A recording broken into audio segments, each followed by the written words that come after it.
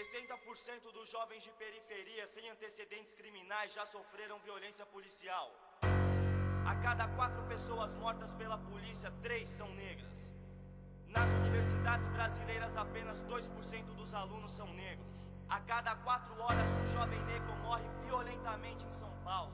Aqui quem fala é Primo Preto, mais um sobrevivente.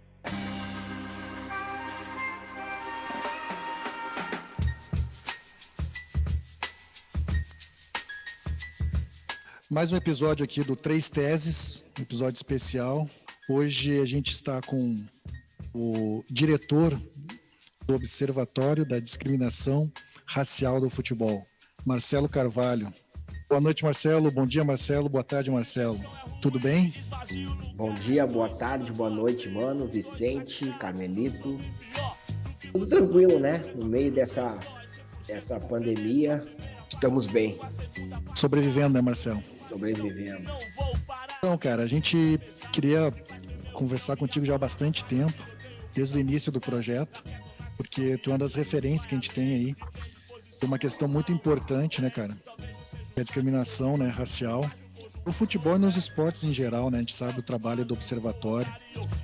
E nesse começo eu queria que tu falasse do observatório mesmo, do teu trabalho, de tudo, né, que tu, nesses anos de observatório, que tu vem mostrando o que vem acontecendo para mudar essa questão.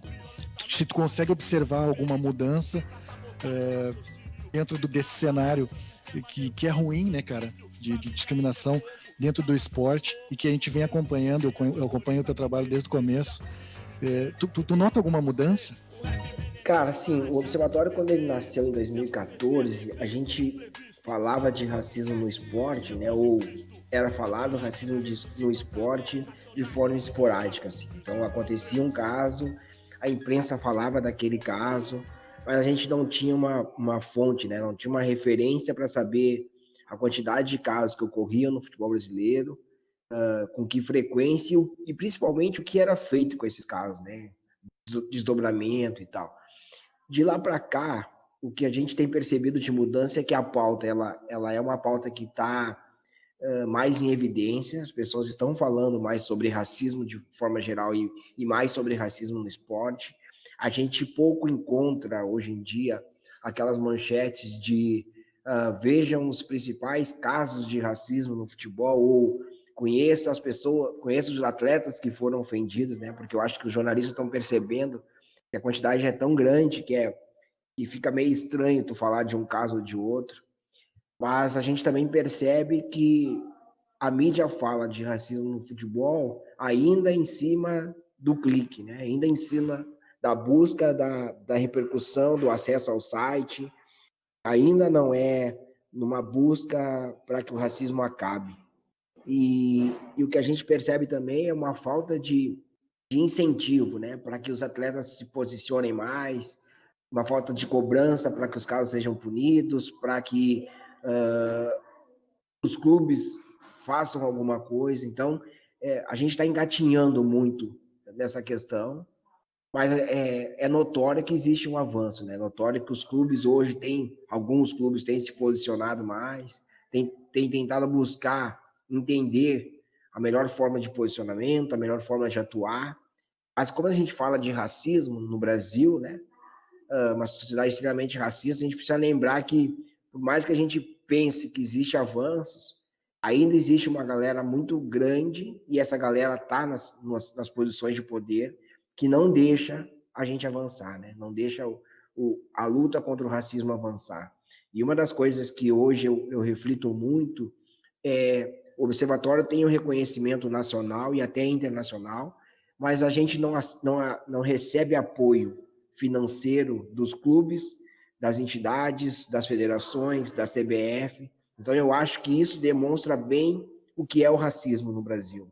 Porque todos esses que eu citei já conhecem e reconhecem o trabalho do observatório. Mas, financeiramente, ainda ninguém veio para fazer uma parceria. Então, é tipo assim, beleza, vocês continuem falando, vocês continuem lutando, daqui a pouco eu olho para vocês, mas apoiar de fato mesmo, a gente não tem um apoio, né? É complicado, né, cara? Complicado porque eu sei a luta, né, para manter. Não é fácil, não é fácil. E é sempre aquilo, né, Marcelo? Várias promessas, mas de fato não chega, né? Essa ajuda financeira que é necessária para o observatório continuar trabalhando nessas questões que são importantes dentro do esporte.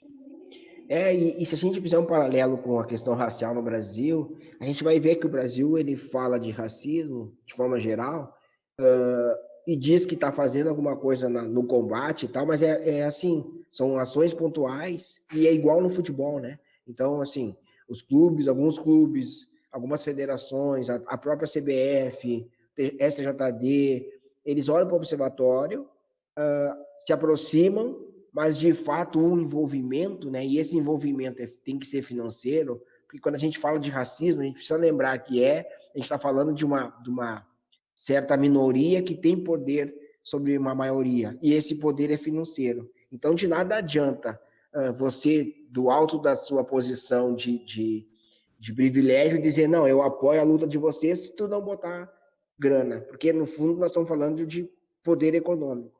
E é isso que eu acho que a sociedade brasileira e os clubes, né, não conseguem entender.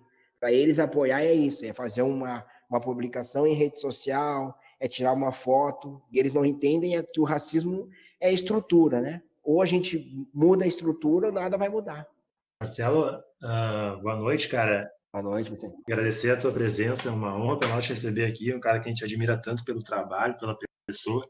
Cara, aproveitar essa tua fala aí, acho que um dos principais pontos que o trabalho do Observatório trouxe para essa discussão é justamente, né, provar que os casos de racismo que ocorrem no esporte, eles não são casos isolados, né?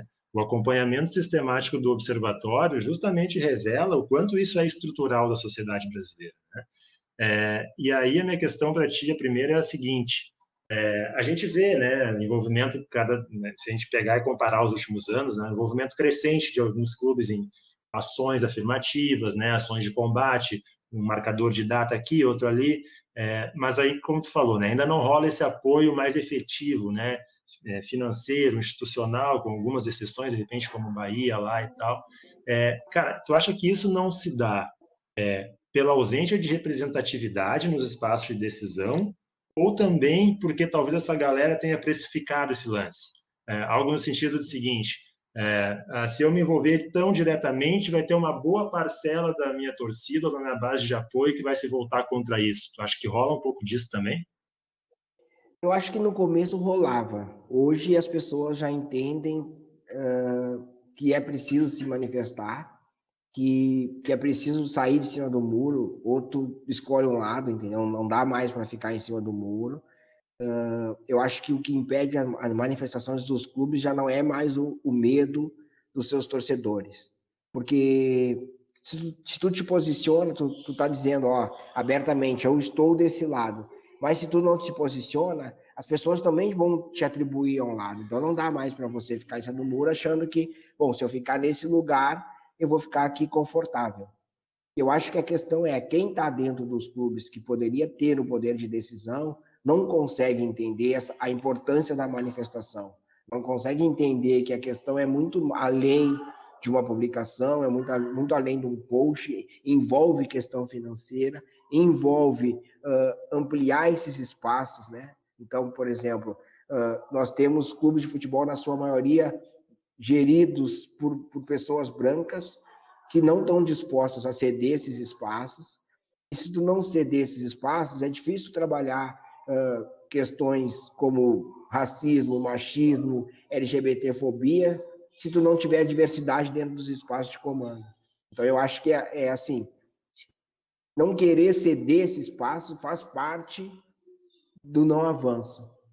Então, enquanto nós temos estruturas nos clubes hoje no Brasil, na sua maioria, de homens brancos, né? E aí, quando não são homens brancos, também são mulheres brancas. Porque, na verdade, é essa hegemonia do poder. Essa casta não quer sair dali. Quando a gente fala em futebol, a gente tem sempre que lembrar que é muita grana que está envolvida, é muito poder que está envolvido. Então, eu acho que não é mais medo dos torcedores, é sim a falta de percepção de como fazer as coisas acontecerem. Marcelo, uma honra receber o amigo. E, Marcelo, o que tu acha, assim, nesse cenário todo de futebol, existe a principal figura do futebol, o jogador de futebol. O que o jogador poderia ajudar a fazer com que essa discussão tenha maior propagação, chegue mais longe, chegue naquela criança que está lá aprendendo sobre a vida? Como é que funciona isso? Cara, jogador, primeiro, boa noite, né? É um prazer também estar aqui. Eu não dei boa noite pro Vicente e tal, mas a questão toda é assim, o jogador precisa entender que o papel dele é além do comercial, né? O papel dele é além de jogar futebol. O jogador de futebol, ele é um espelho para a maioria das crianças no Brasil que ainda tem o futebol como o seu principal esporte. Quando a gente fala que o futebol é um esporte popular, eu digo que ele é popular não o futebol profissional, o futebol em si. Porque o futebol profissional, ele de popular, ele não tem nada, né? Em termos do que tu precisa ter um aporte financeiro para participar desse espaço. Mas o jogador, ele ainda tem uma representatividade muito grande. Então, se tu usar a força que eles têm para comunicar com as massas, consegue chegar numa parcela da população muito grande. Mas isso, o jogador ele ainda não entendeu. E isso quem está do lado desse jogador, que são os empresários, são os diretores dos clubes, são essas equipes de marketing que se estruturaram agora para estar do lado do jogador, eles não entendem isso como algo importante. A maioria das empresas que eu conheço hoje de marketing esportivo que quer fazer a visibilidade do jogador crescer financeiramente, ela está preocupada em vender o jogador como uma marca para as empresas. Mas ainda não entendeu que ele é além do que ele faz dentro do campo. Eles não entenderam isso, né? Claro que o jogador não entende isso, eu até entendo, porque a estrutura de onde ele vem e a estrutura onde ele está é complicado fazer com que ele perceba essa necessidade. O problema todo para mim é quem está do lado dele hoje sabe muito bem que ele tem essa força e aí não quer. Porque se a gente olha para os Estados Unidos, que é o que a gente está todo mundo olhando hoje em dia e cobrando que todos os atletas sejam como os atletas americanos da NBA, a gente vê ali uma estrutura muito mais organizada pensando numa parcela da população que não são eles, né? Porque o atleta da NBA também, assim como o jogador de futebol, ganha um salário milionário. Ele não tem esse problema com o racismo da sociedade, né? Se a gente parar de uma forma geral, porque ele está num outro patamar, ele está numa outra bolha. Mas o atleta, ele percebe a necessidade de se envolver, porque por mais que ele não esteja naquela comunidade onde ele nasceu, ele ainda tem família lá, ele ainda tem amigos lá. Então ele percebe isso e ele sabe a força que ele tem. No Brasil, os atletas ainda não perceberam isso. E aí, né, o que eu digo é assim, o atleta, na sua maioria, não pensa com a cabeça dele. Ele pensa com a cabeça de quem está na volta dele. Essa estrutura, nesse staff que ele montou. E esse staff não faz com que ele enxergue essas necessidades. Então, o que o atleta, se a gente tivesse esses atletas ao lado da luta, a gente ia conseguir comunicar com muito mais pessoas. Uma das coisas que a gente fala hoje é, porque a esquerda não está mais conseguindo comunicar com as pessoas da periferia. A questão é linguagem. E o futebol te dá essa oportunidade. Um Neymar, quando ele se posiciona, um Roger Machado, um Marinho, esses caras falam com uma parcela da população que a gente não consegue falar. A gente que eu digo movimento negro, a gente que eu digo esquerda. Por quê? Porque esses espaços estão ocupados. Hoje esses espaços estão ocupados pela igreja. A gente não consegue chegar nesses espaços e o futebol nos dá essa possibilidade. A questão é que quem poderia falar por nós não deixa, ou não quer, ou não é permitido que eles falem. Nesse caminho aí, Marcelo, quando tu cita a NBA, e a gente vê que aí é uma coisa que difere muito da nossa realidade, né? Porque a NBA, ela sabe da força dos atletas, e os atletas sabem da força que eles têm também, para reivindicar, né? E o que acontece? A NBA ela abraçou a campanha e essas reivindicações dos atletas, né? O que a gente não vê aqui, exatamente o que a gente não vê aqui. O que acontece aqui, as instituições, elas tentam calar os atletas que tentam de alguma maneira romper, né, cara, com esse problema sistêmico, por exemplo, do que é o racismo, né? O que a gente vê hoje é o atleta que nem de primeira, assim, tipo, eu vou tirar do futebol, tá? É o menino lá, o Ângelo Assunção, que denunciou o racismo, hoje não consegue fazer o que ele sabe fazer, que não consegue clube para treinar, um ginasta que não consegue, ele perdeu a oportunidade porque ele ousou, né, entre aspas, denunciar o racismo. As instituições aqui, elas costumam ser pró-racismo, né? Diferente da NBA lá, que abraçou a campanha dos atletas.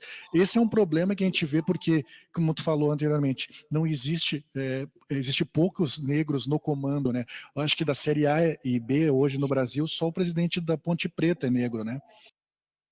Em termos de presidente, é só o presidente da Ponte Preta. Mas eu acho que, assim, mano, se a gente for olhar a NBA na forma da estrutura geracional, né, ali, de quem manda na NBA, eu acho que também não tem a presença negra tão grande.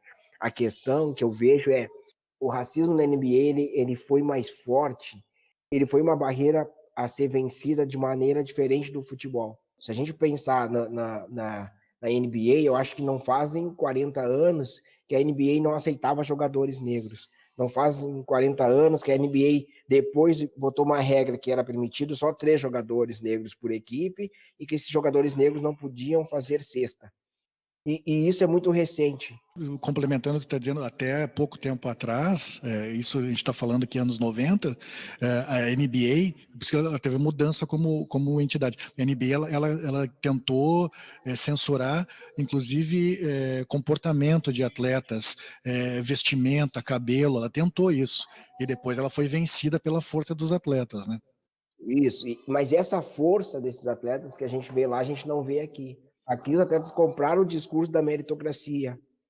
E Sim. compraram o discurso de que, cara, eu só cheguei aqui pelo meu esforço pessoal. E que isso passa por cima do racismo.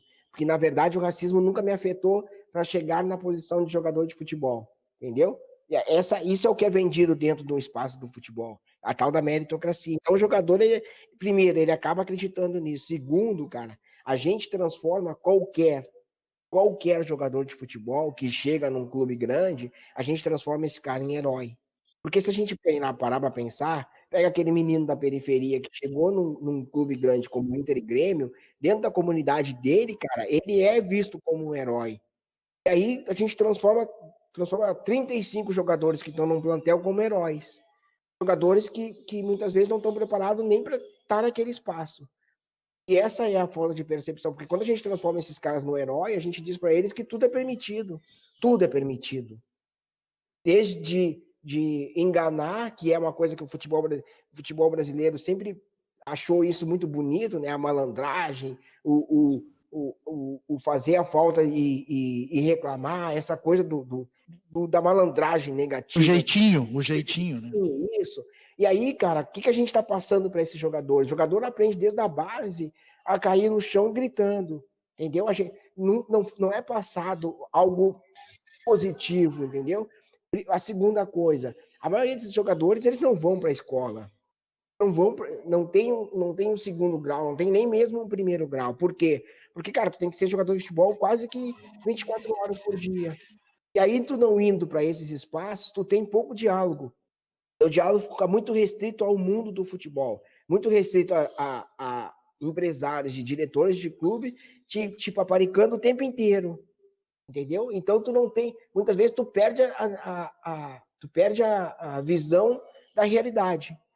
Uma vez perguntado pro Ronaldinho Gaúcho quanto é que ele achava que era uma Coca-Cola ou um quilo de arroz, o cara disse que achava que era R$50, entendeu? Por quê? Porque é muita gente, cara, na volta desses caras, paparicando esses caras, no sentido deles perder a noção da realidade. E aí perder a noção da realidade é justamente isso, é perder aquela essência que tu tem de entender que, cara, eu saí daquela periferia, mas aquela periferia ela continua a mesma. ela continua com a mesma violência. E eu, por ser jogador de futebol e ser um pouco mais reconhecido, eu não vou sofrer essas violências. Mas até ali, entendeu? Daqui a pouco eu também já vou começar a sofrer essas violências. Quando eu for comprar uma casa num condomínio, os vizinhos vão dizer que não querem um jogador de futebol, que não querem a minha presença. Quando eu for numa loja, entendeu? Eu não vou ser bem atendido. Mas aí entra aquela questão econômica. Ah, se vocês não me aceitam, eu compro vocês. Entendeu? Então, tu tem toda essa perda de valores que o futebol transmite para os atletas. E aí, nessa perda de valores, a questão de racismo, machismo, violência, abuso, cara, isso aí fica perdido no caminho.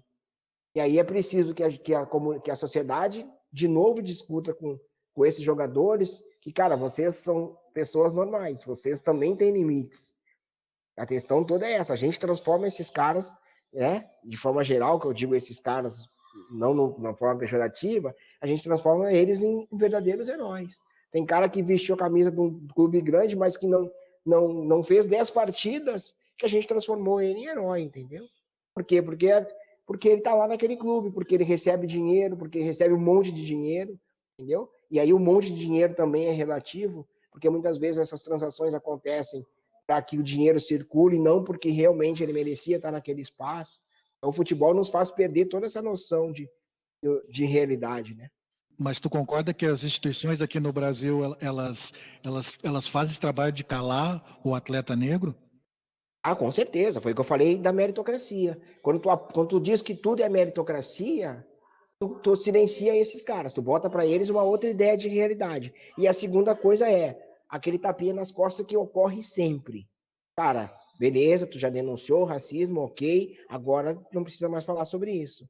E muitas vezes os clubes incentivam o jogador a falar de racismo para repercussão, para que aquele outro clube adversário perca pontos. Não é pelo racismo, entendeu? E aí tu silencia, né? Tu silencia quando tu diz, cara, beleza, tu já falou uma vez, todo mundo já entendeu, agora é melhor tu parar, porque tu vai ficar conhecido como aquele cara chato, aquele cara mimizento, aquele cara que ninguém gosta de estar perto, porque tá sempre, sabe, falando sobre racismo, e aí o jogador silencia. E aí a gente tem N casos de atletas que falaram uma vez, duas vezes, que tu percebeu que seriam vozes ativas e importantes, que não falam mais.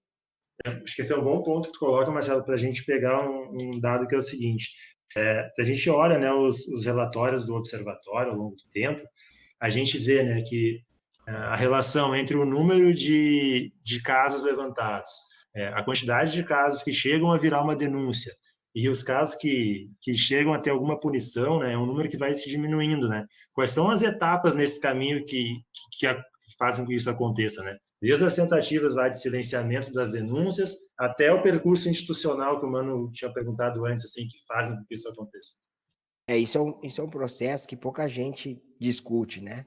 Quando o relatório sai e a gente vai discutir sobre racismo e tal, eu só vi uma vez uma abordagem do All Sport que questionou o SJD nesse ponto, o aumento de casos e de uma diminuição de número de casos julgados e de casos punidos. E aí a gente precisa entender como é que funciona no futebol, assim, né? Como é que funciona o racismo no futebol e o julgamento. Primeiro, um caso de racismo ele precisa ser denunciado na súmula, e aí ele vai para julgamento na justiça esportiva. Ou, aquele caso do Grêmio, ele não foi para a súmula, mas ele foi um caso de repercussão, e aí, automaticamente, o procurador do tribunal colocou isso para julgamento. Então, quando a maioria dos árbitros não entendem o racismo como algo que deva ir para a súmula, que deva ir para julgamento, acaba que eles não colocam esses fatos na súmula. Acabam que o juiz, o árbitro diz, tu tem prova que tu foi xingado de macaco pelo adversário ou pela torcida? O cara vai dizer, não, eu fui chamado. Aí o juiz vai dizer, pô, mas como eu não tenho como provar isso, nem tu, eu não vou nem colocar na súmula. E aí não vai para julgamento. E aí, quando não vai para julgamento, acabou. Não existe como punir um caso de racismo no futebol se ele não foi para julgamento dentro do tribunal.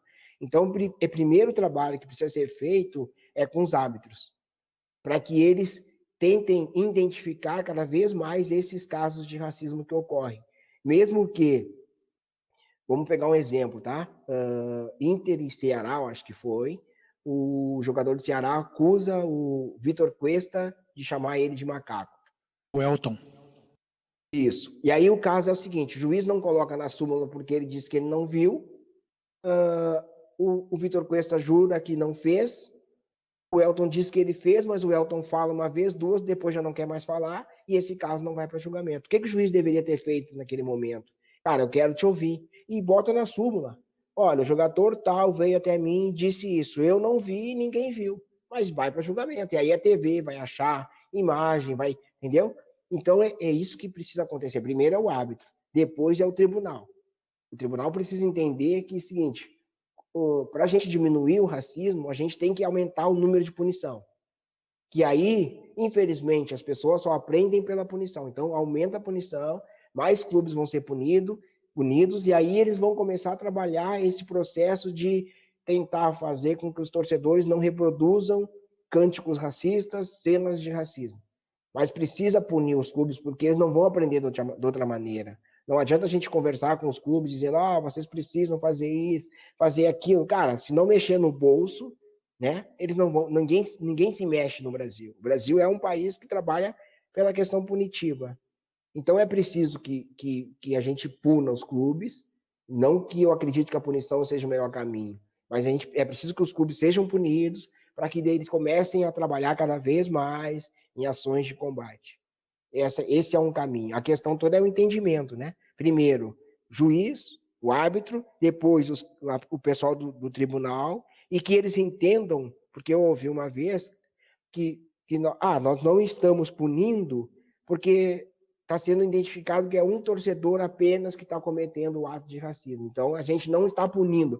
Bom, cara, se tu pensar assim, tu não vai punir ninguém, porque daí todos os clubes vão alegar que foi só um torcedor e vão identificar um torcedor qualquer. Como a gente ouvia diversas histórias no começo da questão de objetos atirados no gramado, e os clubes pegavam um laranja lá e, foi esse cara aqui que gritou, foi esse cara aqui que atirou o objeto. Então é preciso que um olhar mais atento. A questão, de novo, né? Um olhar mais atento de quem? Se são pessoas brancas, muitas vezes indicadas pelos clubes, que, cara, nós vamos punir quando houver muita repercussão, senão deixa quieto. Vamos ficar quieto, vamos trabalhar o racismo ali numa faixa, numa bandeira, numa camisa, e vamos indo para frente, entendeu? Marcelo, também falta pena, as penas são muito brandas para esse tipo de coisa, não é? Sim, é dentro desse processo que eu estava falando, né? De falta de julgamento e penas brandas, porque o que está hoje dentro do Código Brasileiro de Justiça Esportiva precisa só de um pequeno ajuste, porque ali dentro diz assim, os clubes vão ser punidos conforme a quantidade de torcedores que cometerem o ato de racismo, mas ele não diz a quantidade. Então, tu pode punir um clube se 5 gritarem porque tu considera aquela quantidade grande, ou tu pode não punir se 10 gritaram porque no estádio tinha 50 mil pessoas. E isso abre uma brecha na lei para que tu tenha um clube punido com 50 mil reais e um clube punido com 500 reais. Então é preciso, primeiro, modifica isso. Segundo, cara, começa a punir todo mundo com penas duras e com penas que realmente saia dinheiro dos clubes. Porque o caso do Márcio Chagas no esportivo, ali o Márcio conta que foi feito um acordo. O esportivo devia uma grana para a federação, então a federação aplicou uma multa que seria assim, tá, tu não me paga aquela grana, a gente fica zerado, entendeu? E aí entrou o STJD no caminho que fez com que o dinheiro fosse para o Rio de Janeiro. Então é preciso esses cuidados, né? Primeiro, punição. Segundo, se punir com grana, questão financeira, tem que ser uma grana pesada. Esse dinheiro tem que ir para uma instituição que trabalhe, se for racismo, trabalhe com racismo. Se for machismo, trabalhe com machismo. Se for LGBTfobia, que trabalhe, porque não adianta tu botar num caixa único e dizer que vai para a fundação da federação. E aí ninguém mais vê esse dinheiro, o clube, a gente não sabe se o clube pagou, se não pagou, entendeu? Então, é preciso que alguém fiscalize esse processo. Mas que isso, a sociedade também não tem um retorno, porque no final das contas a sociedade é agredida, né? Por exemplo, esse valor poderia ser muito bem usado para espalhar a informação para as pessoas, entende? Sobre esse tipo, que é um absurdo, esse tipo de coisa. sei se eu consigo ser claro. Não, eu concordo contigo. Por isso que eu digo que esse dinheiro é preciso que ele vá para uma entidade que trabalhe com aquele tema. Porque, volto a dizer, se for para um caixa único, o caixa único vai trabalhar, sei lá, entendeu? Vai trabalhar distribuindo cesta básica, entendeu? E aí a gente está falando de racismo, se tu distribuir cesta básica, tu não está trabalhando com a questão racial, entendeu? Claro que tu vai ouvir um cara dizer assim, alguém vai dizer, pô, tu é contra distribuir cesta básica e as pessoas vão morrer. Não, não é isso. Calma. Estou dizendo que se for punido por racismo, tem que ir para uma entidade que trabalhe com racismo. Não vamos misturar as coisas. Porque é isso, né? Na hora da pressão, os caras misturam tudo. Não, o dinheiro foi colocado, por exemplo, numa multa que o observatório pediu, que a pena viesse para o observatório. Não, esse dinheiro foi repassado para a família dos jogadores da Chapecoense. E aí, alguém sabe se esse dinheiro foi para a família dos jogadores da Chapecoense? Mas naquele momento eu não tinha como dizer para o cara, não, meu, a família do jogador não tem nada a ver com isso, eu não aceito que o dinheiro vai para lá. Não, ok, os caras perderam um familiar, acho justo, entendeu? Só que aí entra 50 mil prioridades na frente. E a gente nunca consegue ver esse dinheiro. Marcelo, o problema quando tu estava falando sobre a NBA, sobre lá e aqui, um grande problema que nós brasileiros sofremos de uma maneira geral é a falta de coletividade, a falta de empatia, a falta de se preocupar com o outro, né? A gente vê casos, por exemplo, a NBA, se eu não me engano, esse ano teve um caso de racismo e os jogadores disseram, não, nós vamos jogar e atrasaram tudo. Azar a televisão, azar o que fosse. Aqui, os jogadores fizeram um movimento deles para melhores condições de trabalho. Daqui um pouquinho, acabou. Ninguém mais se uniu para continuar uma luta, tu entende? Falta esse sentido para nós brasileiros, vai dizer. E aí, Camelito, o mais triste nisso é que eles não fazem isso nem para a segurança deles, entende? Porque, por exemplo, os caras invadiram o CT do Figueirense e foram para violência com os jogadores do Figueirense. Os caras estão invadindo o aeroporto e os jogadores, tipo, o que eles fizeram, que todo mundo cobrou, eles, antes da bola rolar numa certa rodada, eles não ficaram ali um minuto sem tocar na bola. Cara, mas esses caras precisam fazer muito mais. Eles precisam se unir. Porque Para tudo. O bom senso, quando ele nasceu, a ideia dele era que valorizar os jogadores de clubes de Série D que ganham, sei lá, R$ 1.000 por mês e que muitas vezes não recebem. Eles queriam um calendário melhor para esses caras, eles queriam um salário melhor, mas o que aconteceu? O que o sistema fez? Os cabeças do bom senso eram Paulo André e D'Alessandro. O Paulo André foi para a China e o D'Alessandro voltou para a Argentina. É verdade. E aí acabou o bom senso. Aí tu fica pensando, tá, mas vem cá, gente, os caras continuam sem dinheiro, vocês continuam sem segurança. Não é admissível que vocês não percebam isso. Mas, cara, é aquilo, né? Quando tu trata com salário individual e as tuas negociações são sempre individuais, tu consegue sempre convencer aquilo. O A, e aí tu convence o B e tu quebra a estrutura. Isso dá para ver muito bem quando foi terminado o Clube dos 13, né? Hoje todos os clubes, cada um que vai negociar a sua grana, e todos eles, eu acho que, tirando o Flamengo, todos eles estão arrependidos. E o jogador de futebol ele tá conversando com esse dirigente que achou legal acabar com o Clube dos 13, entendeu? O jogador de futebol está dialogando com um cara que não tem os problemas dele, está dialogando com o diretor de futebol, com o presidente do clube, com o empresário, que está num outro patamar de vida, mas que consegue dizer para o jogador de futebol que eles estão no mesmo patamar, que eles estão no mesmo nível na sociedade, entendeu? E aí esses caras compram essa história, porque na verdade o jogador de futebol hoje, claro, estamos falando de 5%, de 1% dos jogadores, daqueles que recebem grana, eles se veem nesse lugar. O que eles não percebem é, se eles fizerem uma pesquisa básica, a maioria dos jogadores que recebem grana boa acabaram sem dinheiro. Então, existe um problema muito grande nessa estrutura financeira, que é, cara, esse dinheiro está indo para alguém, na maioria dos casos. E nem isso os jogadores também se preocupam, entendeu? É o que eu digo, é o mundo que eles estão, parece que eles estão naquela bolha da Disney, literalmente, né? E não conseguem perceber o que está acontecendo na volta deles. É inadmissível tu ir jogar num dia um dia anterior a torcida invadiu o CT e partiu para a violência. Marcelo, a gente vê, né, cara, que isso aí essa falta de tomada de consciência, né, é um campo fértil para esse discurso da meritocracia. E os caras ficam pensando só no deles, né, cada um pensa no seu. E fica difícil uma ação coletiva, né? E é interessante como a gente vê essas estruturas se movendo para deixar as coisas como estão, né? Quando se ameaça alguma mudança, né? Que a gente bem citou aí, lembrou do caso do bom senso. Eu lembro de uma vez, cara, que num desses eventos aí que participava tu, o Márcio Chagas e tal, eu estava lá presente, e aí eu lembro que o Márcio Chagas acabou não indo, na época ele ainda estava vinculado, né, uma empresa que ele trabalhava, e aí a gente parou para pensar que aquele evento era promovido por uma organização antifascista, né, que se denominava antifascista, e isso pode ter gerado algum problema para a empresa, geraria algum problema para a empresa que o Márcio trabalhava. Realmente é bem complicado mover essas estruturas, né? Por isso que o trabalho de vocês é tão importante. Mas, cara, eu queria saber, assim, a gente tem visto algumas ações do Observatório, né? Junto com o Bahia, já teve, com o Fluminense, com o Grêmio e Inter. Como é que é a receptividade, né, em relação aos clubes maiores, assim? Eles procuram o Observatório vai e propõe alguma ação, como é que eles recebem, como é que se dá esse diálogo? Esses clubes, assim, que tu citou, né? Bahia, Grêmio, Inter, o Santos, Vasco, Corinthians, esses clubes a gente já tem uma relação, né?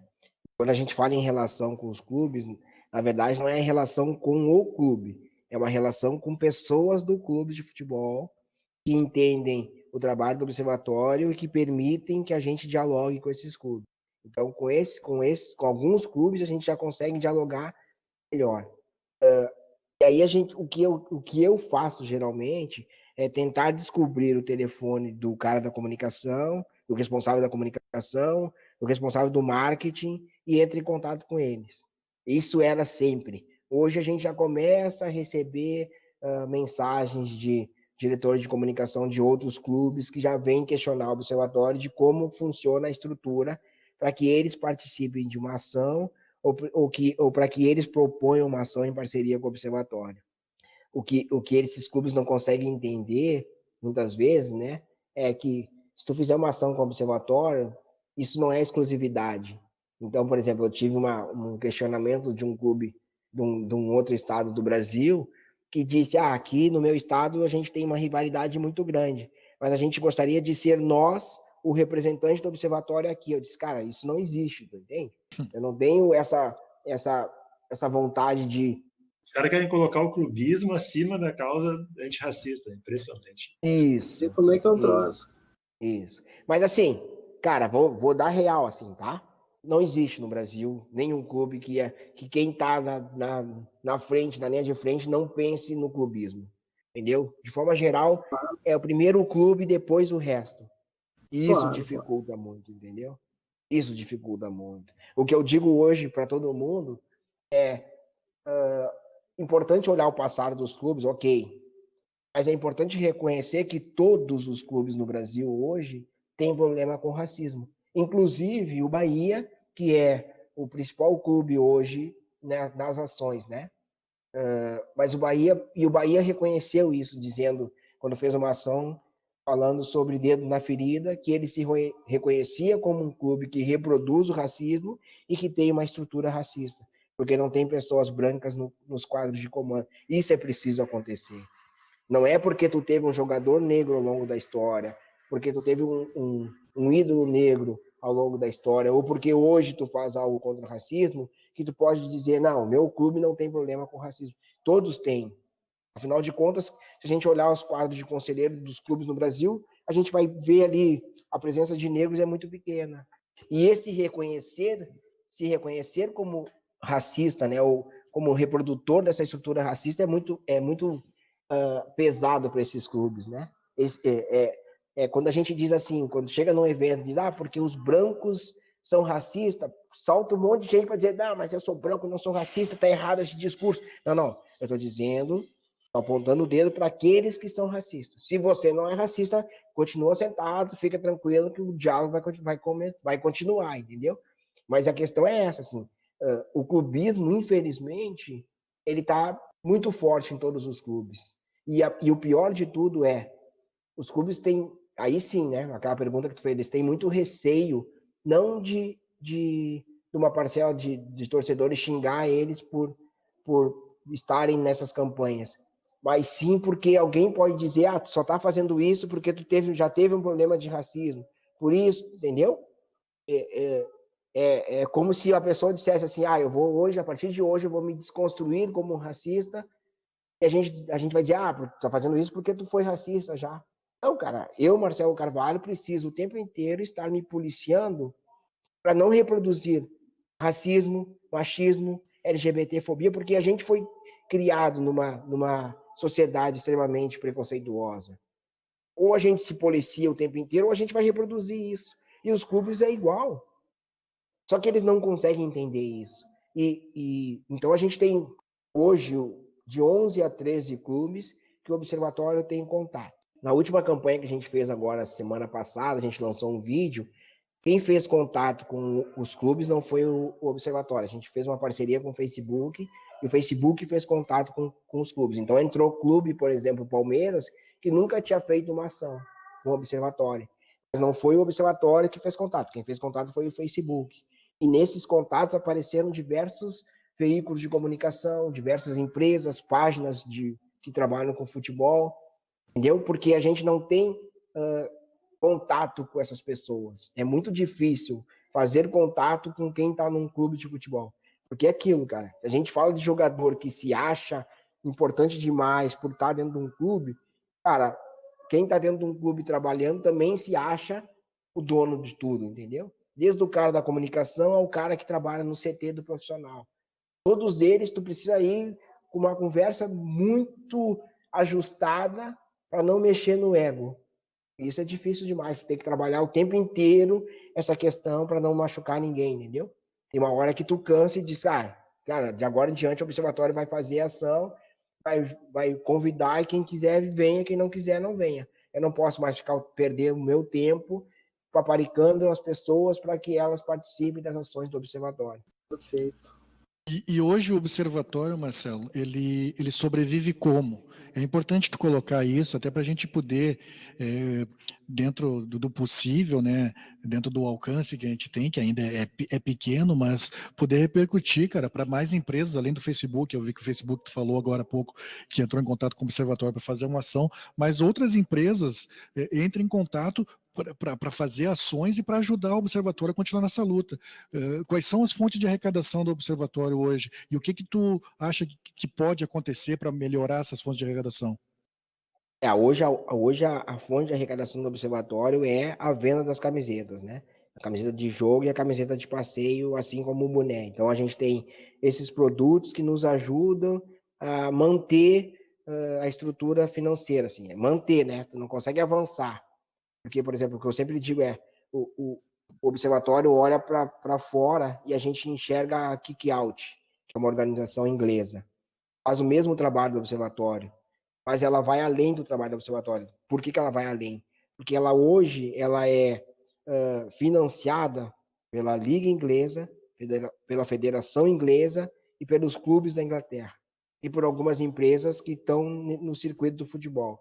E aí ela consegue ir muito além, né? Ela tem um aplicativo que recebe denúncias, ela monitora muito mais denúncias, ela faz diversas ações, diversas campanhas, porque tem grana.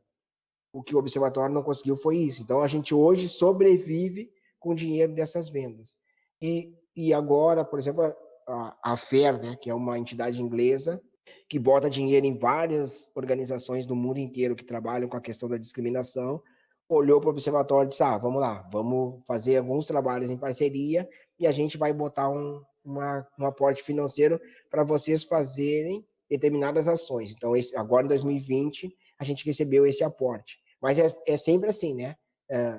Em 2019 foi uma grana do STJD e uma grana do Ministério Público do Trabalho. Mas não é algo que tenha uma frequência. Então, o que a gente precisa é que essas entidades que trabalham com futebol percebam a necessidade do Observatório receber um investimento para se manter. E, principalmente, que as empresas que trabalham, porque a gente que trabalha com futebol, porque a gente olha, de novo, né? Olha para os Estados Unidos e diz, lá a luta está maior. Sim, Lá a Nike, que é a patrocinadora da NBA, né, a Nike está do lado do LeBron James, está botando dinheiro para o LeBron James, para o Colin Kaepernick, para a Serena Williams. A Nike está se posicionando nos Estados Unidos. O que a gente tem no Brasil é um silêncio da Nike. A gente tem no Brasil um silêncio de todas as empresas que estão no mundo do futebol, nenhuma delas.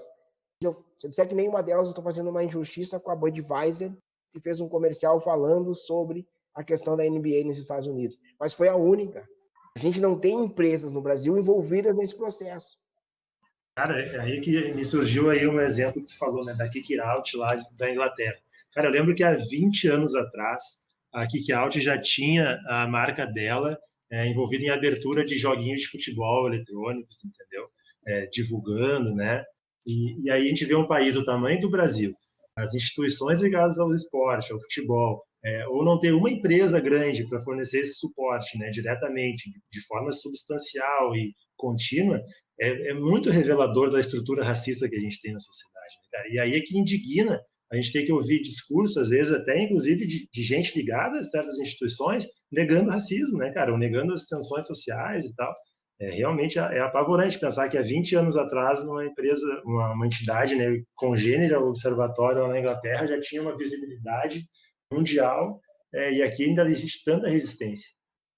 Não, e aqui, cara, o mais louco é que quando uma empresa percebe o racismo que existe dentro da estrutura dela e tenta reverter esse processo, que é o que fez a Magazine Luiza, né? Se reconheceu como uma instituição que reproduz o racismo e, poxa, vamos tentar reverter isso.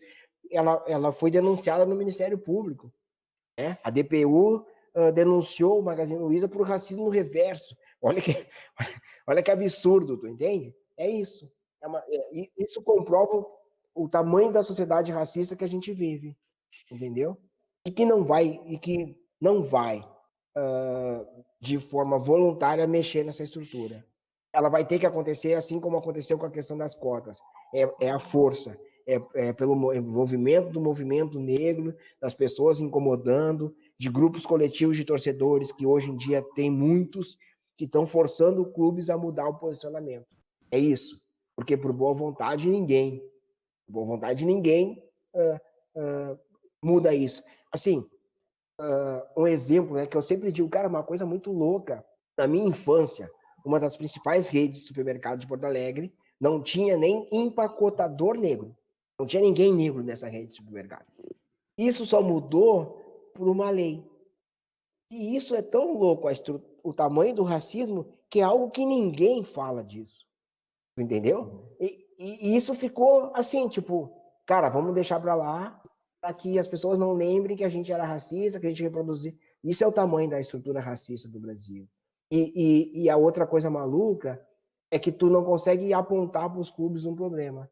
Porque daí vai vir o clubismo, né? Aí vem uma enxurrada de torcedores para dizer que não, para dizer que é mentira. Hoje a gente vive um recontar de história do futebol brasileiro. A gente está vendo diversos pesquisadores, diversos trabalhos de clubes mostrando ou dizendo que aquele clube nunca teve problema com racismo, entendeu? A gente já teve pesquisadores recontando a história do pó de arroz, dizendo que não foi aquilo, que era outra coisa. É isso. É negar, é sempre o negar, entendeu? Negacionismo, né, cara? Isso. Eu continuo achando, Marcelo, bom, com tudo isso que tu falou, perfeito, mas eu continuo achando que a gente precisa de muita educação, né, cara, para tudo, né? Hoje em dia a gente vê de ódio, cara, parece que não tem. Me dá um exemplo bom, Marcelo. Me dá uma luz para continuar acreditando que o troço vai melhorar, cara. Cara, um exemplo bom é de novo, assim, né? Olhar para o Bahia e tal, mas percebe que esse exemplo bom, ele é bom, mas ele também tem ressalvas. No momento que o Bahia está atravessando um momento difícil, a gente já não tem mais manifestação do Bahia, entende? Perfeito. E eu entendo isso, né? Eu digo para as pessoas, cara, o que a gente precisa entender é que dentro dessa estrutura racista, a gente não pode sair cobrando posicionamento de jogadores, não pode sair cobrando posicionamento de clubes, porque se eu cobrar alguém, quem vai perder o emprego não é eu, entendeu? Eu vou lá cobrar o emprego cobrar o posicionamento do Vicente. Dentro da tua empresa tem que ser isso, tem que ser aquilo. Aí o Vicente perde emprego, o Vicente vai dizer, ô Marcelo, eu perdi emprego fazendo aquilo que tu me pediu. Eu vou dizer pro Vicente, Vicente, que droga, cara. Entendeu? Jornalista sei bem disso. Os caras querem que eu fale coisas que se eu falar, eu tô roubado, perco meu emprego. Isso. Então, assim, quando começou essa questão de posicionamento, cobrança de posicionamento de jogadores no Brasil, diversos jornalistas me ligaram. Ô, Marcelo, por que o jogador brasileiro não se posiciona? Pô, os caras são omissos. Os caras são alienados. Eu digo, gente, vamos pensar diferente. Vocês já pensaram que a maioria dos jogadores que se posicionaram, eles perderam o emprego? Eles foram silenciados? Então, um processo que existe além do perder emprego é o silenciamento. Olha o que o Pinheiros fez aí com o Ângelo Assunção, hein? Isso, mas esse é o processo da represália, né? O outro processo que eu estava dizendo é o do silenciamento. Por exemplo, esses dias eu descobri a história da Soraya André, a primeira judoca brasileira mulher a ganhar uma medalha nas Olimpíadas. Ela fez um protesto entrando uma vez com um kimono preto. Se tu entrar dentro da página da Confederação Brasileira de Judô, tu nunca vai achar, ou até há pouco tempo não existia a história da Soraya André lá dentro. Era apagada a história dela, porque ela brigou com o sistema. Então é isso. Então eu era um cara que no começo também dizia que atleta brasileiro é alienado, nunca se manifestou. E aí depois, conforme eu vou lendo, eu vou descobrindo que Gentil Cardoso se manifestou, que Reinaldo se manifestou. Descobri esses dias diversas manifestações do Pelé, entendeu? Que a mídia vai tirando do contexto, vai deixando, vai trazendo para o esquecimento, porque é muito mais confortável dizer que o Pelé não se manifesta, nunca se manifestou. O Caju eu fui questionado dizendo que o Caju não é esse cara todo, que o Caju tem, entendeu? Então, o Ângelo Assunção, se já não saiu, vai sair uma matéria dele aí, trazendo uma outra história do Ângelo Assunção, entendeu? É isso, é sempre uma desconstrução daquela pessoa. E aí é difícil, né? Aí é difícil, porque hoje em dia a gente vive uma desconstrução de Zumbi dos Palmares, né? Sim. É isso. Então tu tem que estar o tempo inteiro provando que aquilo que tu tá falando é verdade, que aquilo que não... É muito difícil. E ficar exigindo conduta da vítima, né, cara? Isso aí não tem sentido algum. Entendeu? Porque, cara, é uma barbada a gente cobrar posicionamento de jogador. Mas e o que acontece, entendeu? A gente sabe, por exemplo, que tem treinador evangélico que não escala jogador que não é evangélico. A gente sabe disso. E isso todo mundo sabe. E ninguém faz nada. A gente sabe que jogador de futebol que compra a história do racismo, o que ele escuta no vestiário. A gente não pode falar, né? Eu brinquei com o Roger Machado esses dias, que o Roger Machado vai fazer uma parceria com uma editora, né, para lançar livro. Eu disse para ele, cara, eu quero lançar o livro dos bastidores do Observatório. Porque cada história, entendeu? É isso. Porque tem coisas que é lindo, né? Quando sai e tal. Mas as pessoas não têm a menor noção da história do bastidor. As promessas, né, Marcelo? As promessas, como é que os diálogos acontecem, entendeu? É isso, cara. E assim, é meio que desesperador, né? Porque se tu for pensar nisso, tu acaba desistindo de fazer algo. E aí eu acho que é por isso que a gente tem hoje uma turba muito grande de pessoas raivosas que estão tendo mais voz do que aqueles que querem fazer um trabalho bom. Por quê? Porque, cara, para acabar com alguma coisa é muito fácil. Para usar grito, para usar violência é muito fácil. Para fazer um trabalho bom ou um trabalho para o bem que vai sofrer represália, é muito difícil, entendeu? Pô, tu tá aqui construindo algo e os caras te atacando, aí tu desiste, entendeu? Eu já sofri, o Observatório já sofreu ataque que tu não tem como tirar do ataque pro Observatório, não tem como não levar pro pessoal. Isso interfere a vida da gente, né? Então é isso. Tem horas que tu fica pensando, cara, será que o mundo vai melhorar, mas vai melhorar na mão de quem? Quem vai fazer o mundo melhor? Porque não existe transformação, de novo, né? Não existe transformação boa se não houver uma luta. Mas a gente está perdendo as pessoas que poderiam lutar. Elas estão sendo silenciadas, elas estão sendo massacradas, né? E esse é o processo. E aí eu digo sempre para os jornalistas, gente, a gente precisa pensar numa rede de acolhimento e proteção ao jogador que se manifestar. A gente precisa lembrar que o Ângelo Assunção está sem clube. E diferente de qualquer coisa que ele possa ter feito, que vai vir para a mídia daqui a pouco, ele continua sendo um cara que sofreu racismo. Não adianta eu dizer que o Ângelo Assunção é isso, é aquilo, aquilo outro. Ah, mas ele não tem problema com... Ele não sofreu racismo, sofreu... Então nada paga isso. E esse é o processo, né? O processo é sempre de desconstrução. Aquela cobrança em cima do Pelé. Ah, porque o Pelé se falasse... E aí esse dia eu disse, cara, vem cá. O Pelé é importante para a comunidade negra ou não é? Aí, não, eu disse, o Pelé é importante, porque todo menino negro que nasceu, que tem mais ou menos a minha idade, eu tenho 47, sonhou ser o Pelé. Não interessa se o Pelé falava de racismo ou não, o Pelé era aquele cara que era meu sonho. Isso, entendeu? É isso que as pessoas precisam entender. Mas é muito mais fácil a gente cobrar o Pelé, né? É muito mais fácil eu cobrar um cara que chegou. A questão é essa, né? A mão do sistema, ele é sempre muito mais pesada quando a gente fala de uma pessoa negra. Eu vou aproveitar então que tu falou agora isso, com relação ao peso, né? Quando a pessoa é negra, e isso a gente sabe que acontece, mas para te falar dessa questão do Robinho, da volta do Robinho do Santos, toda essa repercussão que está dando desde o anúncio dele, da volta dele para o Santos, a gente vê nas redes sociais muitas manifestações, né, pelo caso de estupro que ele foi condenado na Itália. Tu acha que isso acontece mais, essa repercussão é maior porque é o Robinho, ele ser negro, ou tu acha que se fosse um outro jogador não pesaria tanto a mão? Cara, eu posso até estar errado, mas eu acho que tem um peso muito maior por o Robinho ser negro. E aí a gente vai trazer outros casos, eu posso trazer um paralelo com o J. Simpson, né? Do quanto foi pesado para ele quando ele foi acusado de abuso. Não que assim, primeiro, né? Entendo assim. Eu não estou dizendo que o Robinho não fez. Eu não estou dizendo que o Robinho não mereça ser punido. É outra questão. Estou dizendo o quanto é mais pesado a mão do sistema quando é uma pessoa negra. Porque esses dias eu ouvi, por exemplo, numa rádio gaúcha, não na rádio gaúcha, numa rádio gaúcha, né? Daqui do Rio Grande do Sul. Sim, aqui do Rio Grande do Sul. Isso, um jornalista dizendo que a gente precisa dar a possibilidade de esquecimento quando uma pessoa comete um delito. E aí ele estava falando do Cuca, que foi acusado de estupro fora do Brasil. E aí ele dizia que a gente não pode lembrar o Cuca, quando a gente falar do Cuca, não pode lembrar desse episódio.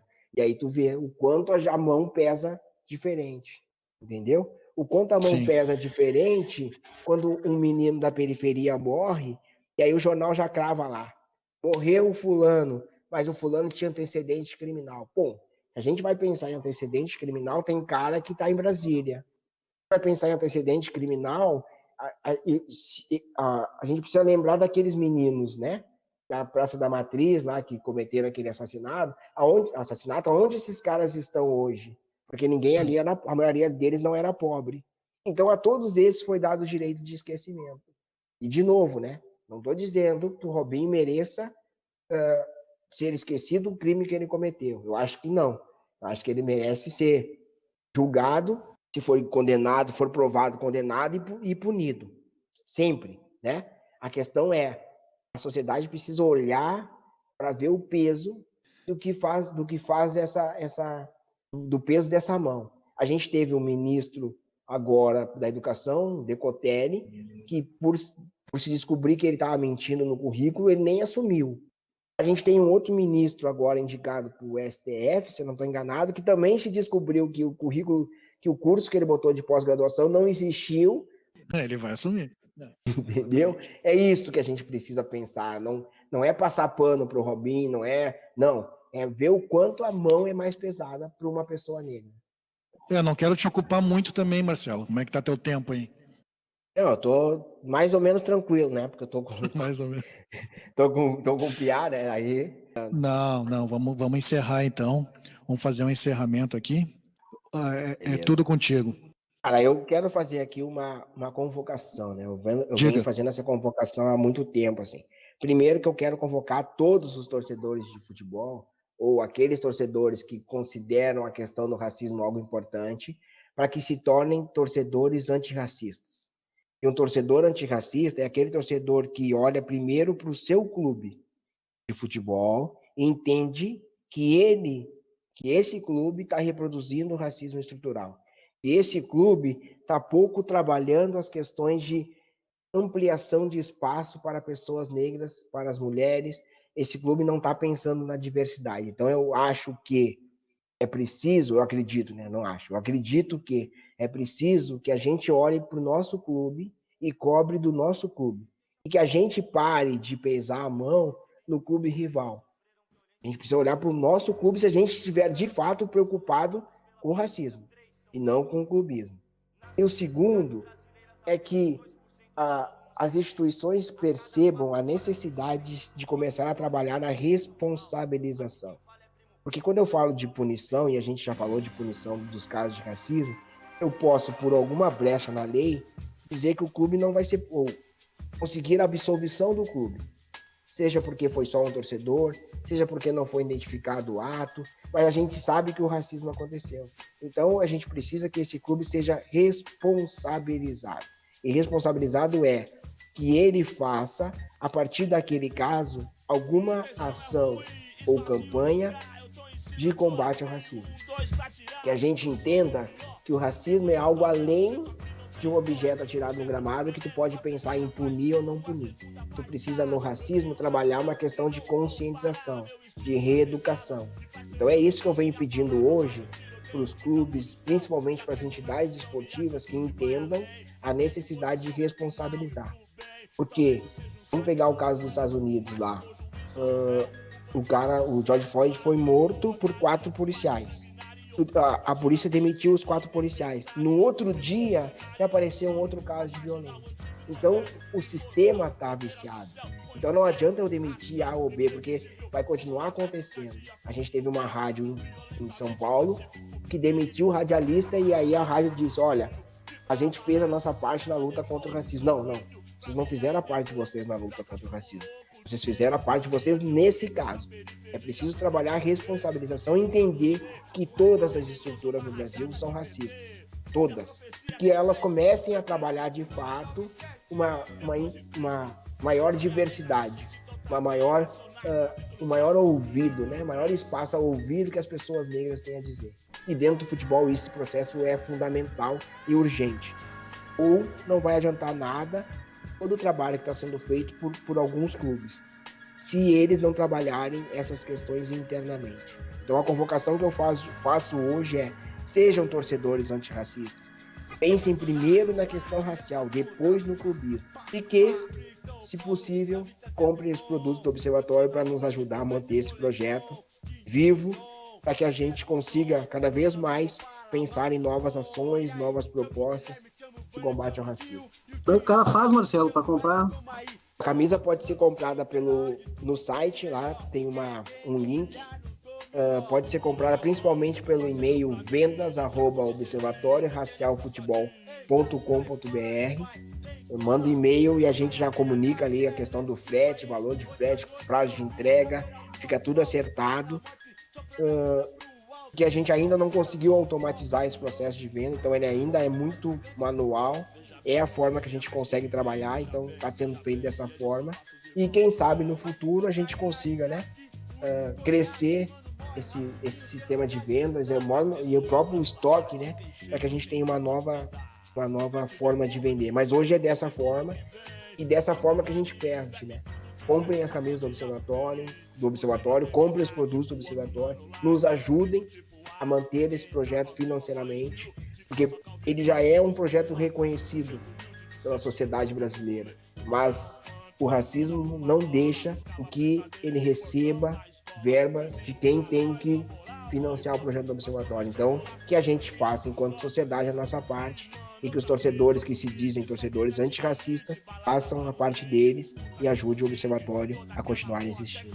Perfeito, Marcelo, perfeito. Queria agradecer aí de coração a tua participação, dizer que o nosso humilde canal aqui do Três Teses está à tua disposição.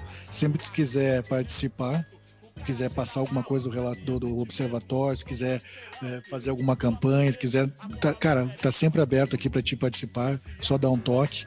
E desejar que o Observatório consiga aí, cara, mais apoiadores, que as empresas e os clubes e as entidades, tipo a CBF, tomem vergonha na cara e mostrem, né? Porque não adianta dizer que tu não é racista, tu tem que mostrar que tu não é racista, tem que mostrar que é antirracista. E as empresas, os clubes e as entidades precisam apoiar o Observatório para que tenha cada vez mais ações para a gente poder atenuar essa chaga que é terrível na nossa sociedade, que isso é um problema social e o futebol precisa ajudar a combater o racismo.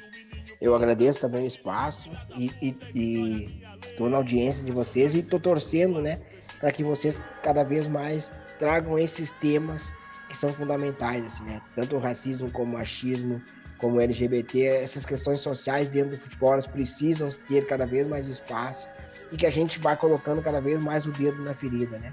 A gente precisa colocar quem está no comando do futebol cada vez mais contra a parede para ver se eles começam a ceder um pouco de espaço, começam a perceber a necessidade do futebol um pouco diferente, né? Ou a gente vai ter um futebol cada vez mais elitizado e um futebol cada vez mais violento.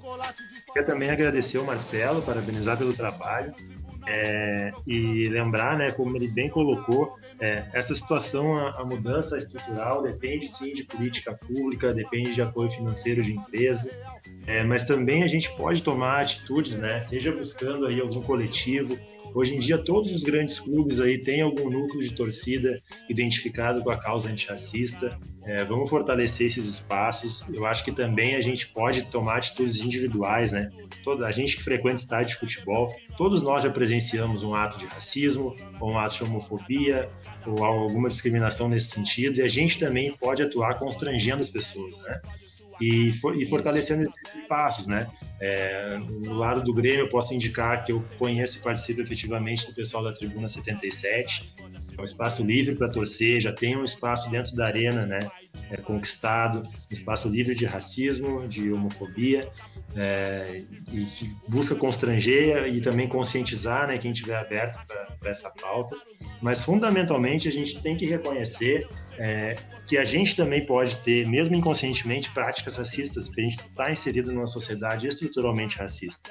Então a gente tem que estar sempre se policiando, policiando os que estão ao nosso redor, né, as pessoas que convivem com a gente, para que mais gente possa somar nessa luta. A gente vai deixar também, né, mano, na descrição do episódio, né, todos os links ali para o observatório, o pessoal vai em contato, fazer compra dos produtos para fortalecer. É isso aí, valeu, Marcelo. Falou, galera. Abraço. Falou, mano. Abraço. Valeu, cara. Um abração.